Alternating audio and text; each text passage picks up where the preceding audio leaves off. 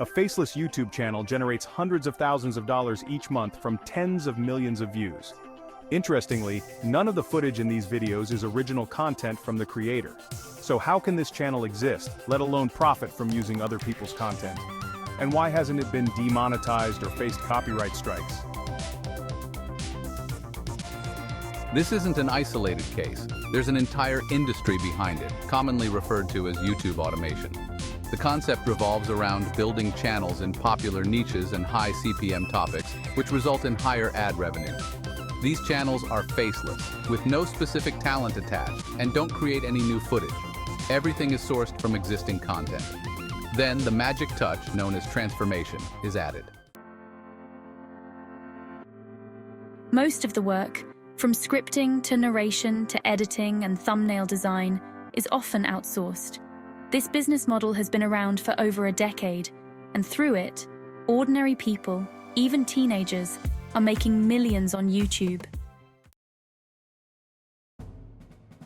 However, it hinges on navigating the grey areas of copyright law and remaining in compliance with YouTube's Content ID system.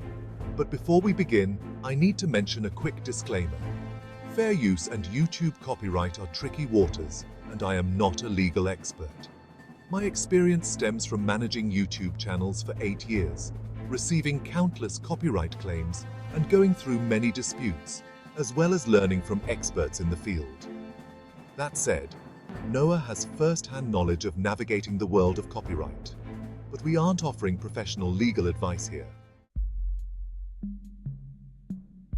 Now let's talk about what fair use is. When it comes to copyright, many creators lean on the concept of fair use, but what exactly does it mean?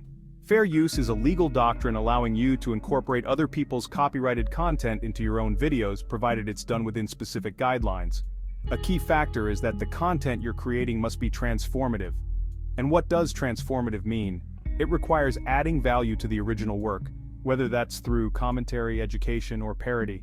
Simply put, you need to offer more than just reusing the original content. The issue with fair use is that it's a huge gray area on both YouTube and within the US legal system. Misunderstanding fair use can lead to a myriad of problems, including copyright strikes and lost ad revenue. Many YouTubers hear the term and assume it's a shield against any copyright issues, but that's a major mistake. YouTube doesn't decide fair use, the courts do. There are 4 essential pillars when it comes to fair use.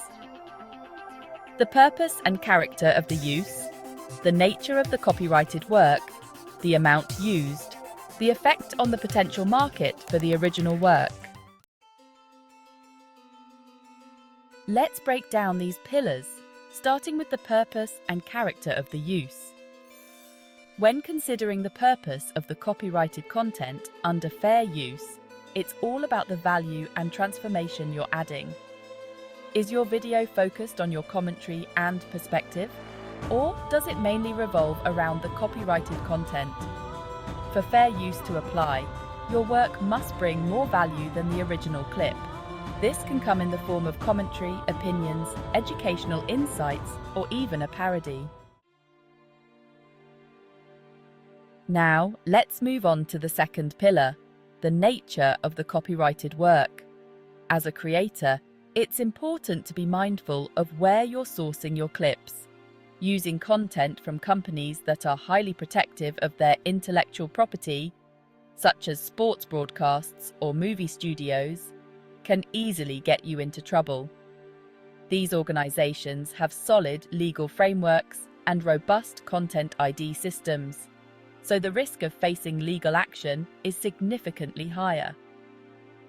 High-risk content sources include things like official sports broadcasts, films, or any footage handled by licensing agencies.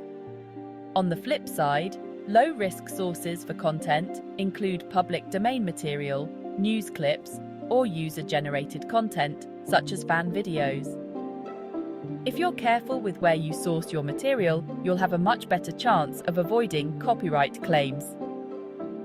Another tip for creators is to diversify the sources of the clips you're using.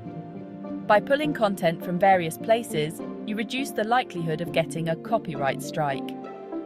For example, instead of relying solely on a single source, mix in fan footage, still images, or snippets of audio. This approach also strengthens your case for fair use. Now, let's talk about the third pillar, the amount of content used. Many creators believe they can use a certain number of seconds from a copyrighted video and be safe. But it's not about the time. It's about how significant the clip is. Even a short snippet, if it's the heart of the original content, could still get you in trouble. Avoid relying on the misconception that short clips are automatically safe from copyright claims. Finally, the fourth pillar, the impact on the market.